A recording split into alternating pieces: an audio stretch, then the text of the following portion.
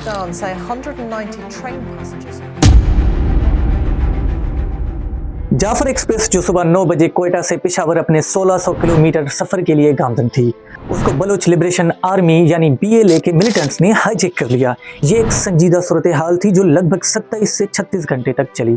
दोस्तों, कुछ दिन कबल पाकिस्तान ग्लोबल टेररिज्म इंडेक्स यानी GTI रैंकिंग में 45% इंक्रीजिंग फैटिलिटीज के साथ सेकंड मोस्ट अफेक्टेड कंट्री रहा और 2017 से 2022 तक ये रैंक 5वें नंबर पर थी, जबकि 2024 में ये रैंक 4th नंबर पर थी।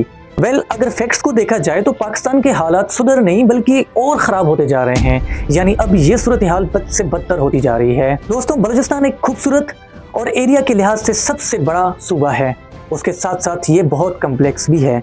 ये सूबा 1948 में पाकिस्तान का हिस्सा बना और तब से लेकर इस सूबे में सेपरेटिस्ट मूवमेंट जारी रही।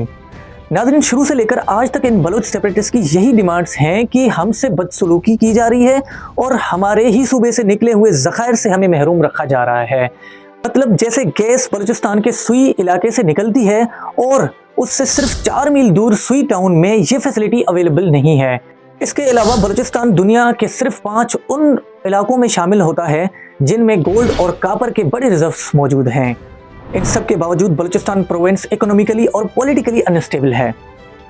अब आते हैं असल मुद्दे पर। 11 मार्च 2025 को यहाँ एक ऐसा वाकया हुआ जिसने पूरे मुल्क को हिलाकर रख दिया और इंटरनेशनल मीडिया की तवज्जो हासिल कर ली। जब ट्रेन बोलान पास से गुजर रही थी, अचानक एक धमाका सुनाई दिया और उसके बाद ट्रेन टनल के अंदर ही रुक गई। फिर कुछ लोग हथियार लेकर ट्रेन में चढ़ गए और फायरिंग शुरू हो गई। न्यूयॉर्क टाइम के मुताबिक इस वाकये में 21 पैसेंजर जान से हाथ धो गए थे। ट्रेन में 400 से ज्यादा लोग सफर कर रहे थे।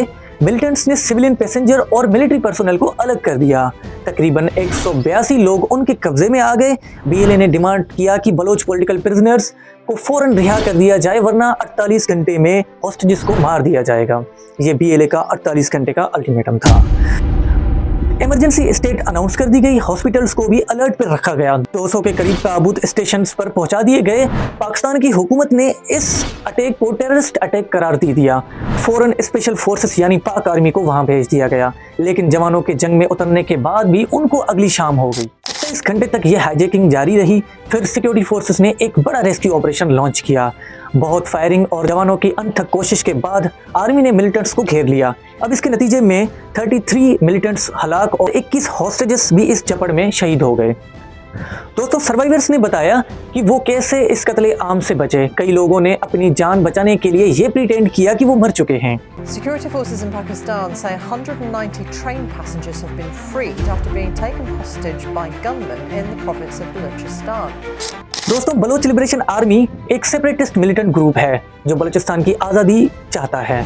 यह ग्रुप पाकिस्तान पर इल्ज़ाम लगाता है कि बलोच लोगों के साथ अनफेयर सलूक किया जाता है। पहले भी यह ग्रुप चाइनीज इन्वेस्टमेंट और CPEC प्रोजेक्ट्स के खिलाफ था। नाज़रीन, BLA को UK, US और पाकिस्तान ने टेररिस्ट ऑर्गेनाइजेशन करार दे दिया। दोस्तों, इस अटैक के बाद रीजनल सिक्योरिटी पे सवाल उठने लगे हैं। कई जर्नलिस्ट ने तो इसे इंटेलिजेंस फेल्यूर करार दे दिया। CPEC प्रोजेक्ट्स जो चाइना और पाकिस्तान का ज्वाइंट वेंचर है, वो भी BLA की लिस्ट पर है।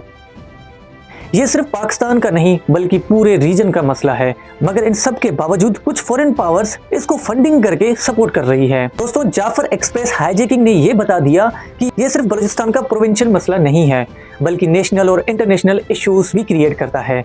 क्या हम इस मसले का हल निकाल सकते हैं? दोस्तों, अगर इसी तरह हमारे मुल्क और मुल्क की मिलिट्री पर सवाल उठते रहेंगे तो ये इंटरनेशनल और सोशल इंटरेस्ट को अफेक्ट करता है। दोस्तों, इस हाईजैकिंग ने हमें ये बता दिया कि ये सिर्फ बलूचिस्तान का मसला नहीं है, ये इंटरनेशनल और नेशनल इंटरेस्ट को भी अफेक्ट कर रहा है। इसका मतलब हमारे फॉरेन इन्वेस्टर्स और दूसरे प्रोजेक्ट्स भी खतरे में आ सकते हैं। BLA को किसी भी हाल में रोकना होगा या फिर इसका कोई ना कोई हल निकालना होगा, क्योंकि ये हमारे मुल्क का सवाल है। दोस्तों, इस अटैक के बारे में आप क्या राय रखते हैं? नीचे कमेंट सेक्शन में अपनी राय दीजिए। दोस्तों, अगर आपको ये वीडियो इन्फॉर्मेटिव लगी है तो हमारे इस YouTube चैनल को सब्सक्राइब करें और बेल आइकन को लाजमी प्रेस करें ताकि जो भी नई वीडियो आए वो आप तक बआसानी से पहुंच सके। मिलते हैं अगली वीडियो में। अपना ख्याल रखिएगा। अल्लाह हाफिज।